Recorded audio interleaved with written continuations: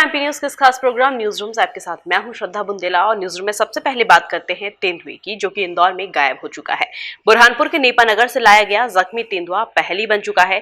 3 दिन बाद भी तेंदुआ नहीं मिलने के बाद अब सवाल जो है वो खड़े हो चुके हैं कि तेंदुआ आखिर गया तो कहाँ गया, वो इंदौर लाया भी गया था या फिर नहीं।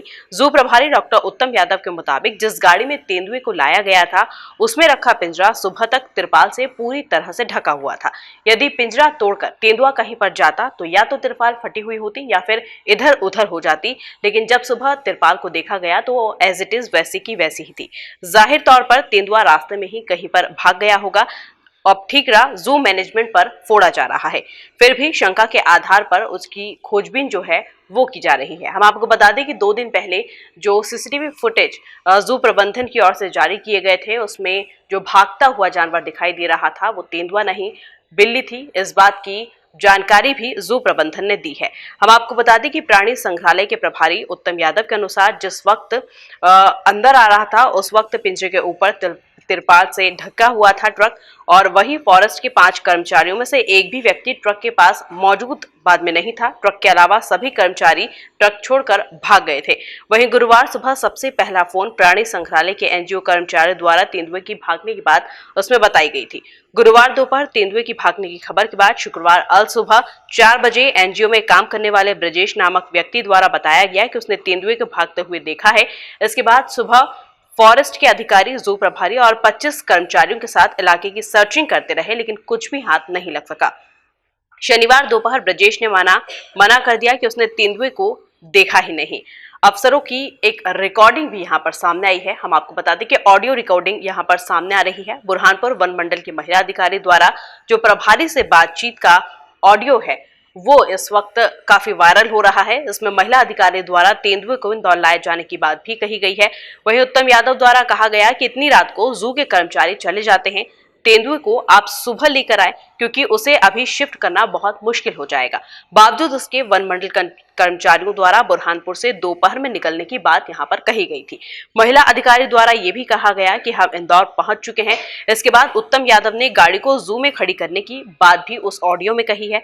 प्रभारी ने महिला अधिकारी से यह भी कहा कि तेंदुए को क्या दिक्कत है। अधिकारी ने यह बताया कि तेंदुए के पैरों की जो चमड़ी है वो निकल चुकी है। यह गंभीर बीमारी नहीं है, इसका उपचार जो है वो सुबह भी किया जा सकता है। उसके बावजूद भी सभी लोग वहां से तेंदुए को छोड़कर जा चुके थे। उसके बाद तेंदुआ कहां गया वो अभी तक पहेली बना हुआ है। आगे बढ़ते हैं और बात करते हैं वैक्सीनेशन की। तो मध्य प्रदेश में कोरोना संक्रमण की गंभीरता को कम करने के लिए लगातार वैक्सीनेशन महाअभियान जारी है। अब तक प्रदेश में 94% लोगों को पहला डोज लग चुका है। दूसरा डोज भी 70% के लगभग लग चुका है। अभी भी दिसंबर 2021 तक पात्र आबादी को वैक्सीन लगाने का लक्ष्य जो है पूरा करने के लिए लगभग 7.35 लाख डोज रोज लगने होंगे। और प्रदेश में अब 8, 15 और 22 दिसंबर को वैक्सीनेशन महाअभियान रखा गया है।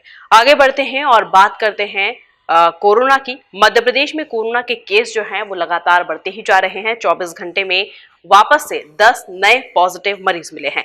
लगातार 8वें दिन सबसे ज्यादा 5 कोरोना केस भोपाल में सामने आए हैं। इंदौर, जबलपुर, अनूपपुर, कटनी और शहडोल में एक पॉजिटिव मिले हैं। अच्छी बात यह है कि प्रदेश में एक दिन में 18 मरीज भी ठीक हुए हैं। इसके साथ ही एक्टिव मरीजों की जो संख्या है वो घटकर अब 134 हो गई है। आगे हम आपको ये भी बता दें कि जबलपुर के संभागायुक्त जो है वो भी संक्रमित पाए गए हैं। चंद्रशेखर बोरकर कोरोना संक्रमित हो चुके हैं। राहत की बात यह है कि उनके परिवार के चारों सदस्यों की रिपोर्ट जो है वो नेगेटिव आई है। बोरकर की कॉन्टैक्ट हिस्ट्री में चिन्हित किए गए सभी लोगों की अब सैंपलिंग की जा रही है और उनका भी कोरोना टेस्ट करवाया जाएगा। आगे बढ़ते हैं और बात करते हैं मौसम की। तो मध्य प्रदेश में समय से पहले अक्टूबर में ठंड की शुरुआत हो गई, लेकिन अभी भी ज्यादा जोर जो है वो ठंड नहीं पकड़ पाई है। मौसम वैज्ञानिक पीके साहा ने बताया है कि दिसंबर के पहले सप्ताह में 3 दिन तक बारिश और बादल रहे। शनिवार से बादल छटने के बाद ठंड बढ़ने की संभावना थी, लेकिन पश्चिमी विक्षोभ के कारण ज्यादा ठंड जो है अभी नहीं पड़ पा रही है। हालांकि तापमान में कुछ गिरावट रहेगी। ज्यादा ठंड दूसरे सप्ताह से पड़ने की संभावना जो है मौसम विभाग ने जताई है। तो न्यूज रूम में फिलहाल इतना ही। हम फिर हाजिर होंगे कुछ न्यू अपडेट्स के साथ। तब तक के लिए नमस्कार। एमपी की नब्ज, एमपी का हाल, मध्य प्रदेश की हर खबर एमपी न्यूज टीवी के साथ। लगातार खबरों के लिए सब्सक्राइब करें हमारा YouTube channel MP news TV. Latest updates के लिए बेल आइकन दबाना जरा भी न भूलें।